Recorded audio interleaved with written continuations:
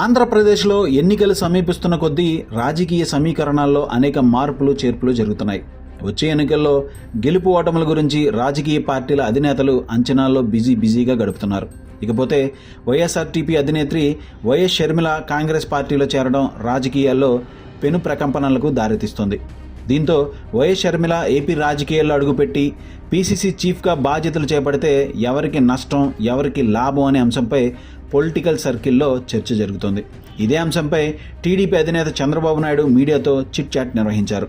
2009లో megastar Chiranjeevi party పెట్టడం, కేసీఆర్తో పొత్తు వలన ఓటమి పాలైన అంశాన్ని ప్రధానంగా చంద్రబాబు గుర్తు చేసుకున్నారు. నాడు మెగాస్టార్ వల్ల నేను ఓడిపోతే నేడు వైఎస్ షర్మిల వల్ల వైఎస్ జగన్ ఓడిపోవడం ఖాయమని అంటున్నారు.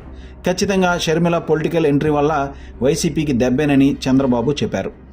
రాష్ట్రంలో మరో 3-4 నెలల్లో ఎన్నికలు జరగబోతున్న తరుణంలో టీడీపీ అధినేత చంద్రబాబు నాయుడు ఏపీ రాజకీయాలపై ఫోకస్ పెట్టారు.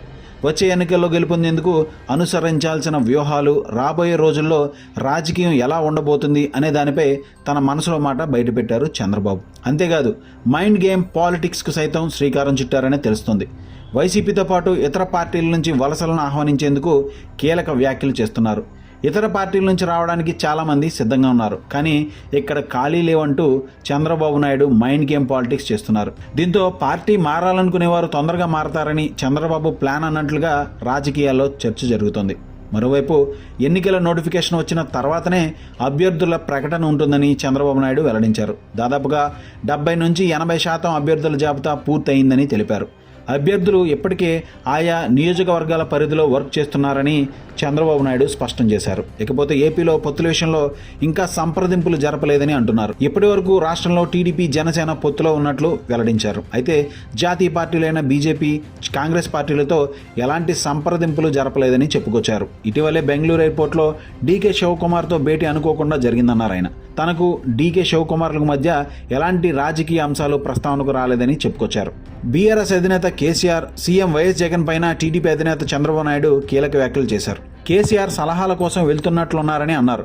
సలహాల కోసమో లేక వారిద్దరి మధ్య ఆర్థిక లావాదేవీల గురించి భేటీ అవుతున్నారో తెలుసుకోవాల్సి ఉందని అన్నారు. సౌత్లో కాంగ్రెస్కి కింగ్ మేకర్ రేవంత్ రెడ్డి మాత్రమేనని చెప్పుకొచ్చారు ఆయన. జగన్ వ్యవహార శైలి బాగోలేదు, లెక్క చేయడం లేదు, పట్టించుకోకుండా ఉన్నారు. ఇప్పుడు కూడా తెలుసుకోకపోతే భవిష్యత్ తరాలకు ఇబ్బంది, అందుకనే చెప్పా పెట్టకుండా టీడీపీకి వచ్చానని సి రామచంద్రయ్య అన్నారు.